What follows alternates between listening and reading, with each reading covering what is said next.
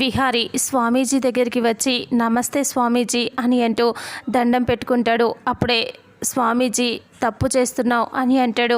అలా అనేసరికి విహారి అలా ఆలోచిస్తూ స్వామీజీని చూస్తూ ఉంటాడు. అప్పుడే స్వామీజీ ఇలా అంటాడు, మీ బంధం అంతర్లీనంగా ముడిపడిపోయింది. ఆ బంధాన్ని విడదీయటానికి ఎవరి తరం కాదు. ముల్లోకాలు వచ్చి ఆ ముక్కోటి దోవతలు వచ్చి మీ బంధాన్ని విడదీయాలన్నా విడదీయలేరు. మీ బంధం ఎప్పుడో ముడిపడిపోయింది. నువ్వు దాన్ని విడదీయాలని చూస్తున్నావు, కానీ ఆ బంధం ఎప్పటికీ విడిపోదు. మీరిద్దరూ ఎప్పటికీ విడిపోరు. ఎప్పుడు చచ్చేదాకా 100 ఏళ్ళు కలిసే బ్రతుకుతారు. నువ్వు నీ భార్య విడిపోవటం అంటూ జరగదు అని అంటూ స్వామీజీ విహారితో లక్ష్మి గురించి చెప్తూ ఉంటాడు.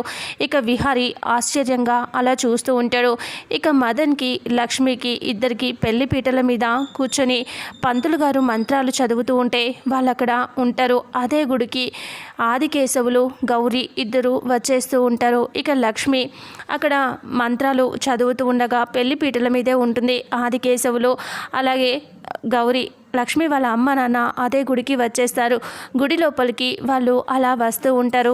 వస్తూ ఉండగానే ఇంకా పెళ్లి మండపం అక్కడే పెళ్లి జరుగుతూ ఉంటుంది.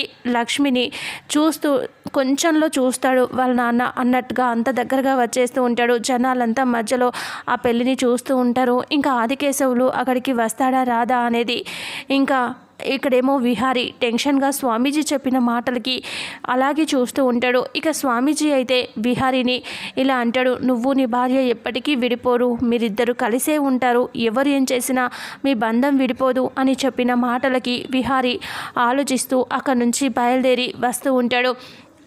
లక్ష్మిని ఇంకా అలా పెళ్లి చేయకూడదు, నువ్వు చాలా తప్పు చేస్తున్నావు, అలా చెయ్యకూడదు, మీరు ఎన్ని చేసినా ఎన్ని ప్రయత్నాలు చేసినా వృధా ప్రయత్నమే అవుతుంది అని అంటూ విహారితో స్వామీజీ చెప్తాడు. ఆ మాటలు వినేసి ఆలోచించుకుంటూ విహారి వెనక్కి వచ్చేస్తూ ఉంటాడు. ఇక లక్ష్మిని ఆదికేశవులు గౌరీ చూస్తారా చూడరా, అసలు ఒకవేళ చూస్తే ఏం జరుగుతుంది, వాళ్ళు చూసేలోపే లక్ష్మి విషం తాగాలని మందు పెట్టుకుంటుంది కాబట్టి ఆ విషం తాగుతుందా లక్ష్మి, ఇంకా తాగితే ఏమన్నా అవుతుందా, అసలు ఏం జరుగుతుంది అనేది రాబోయే నెక్స్ట్ ఫుల్ ఎపిసోడ్లో తెలుసుకుందాం.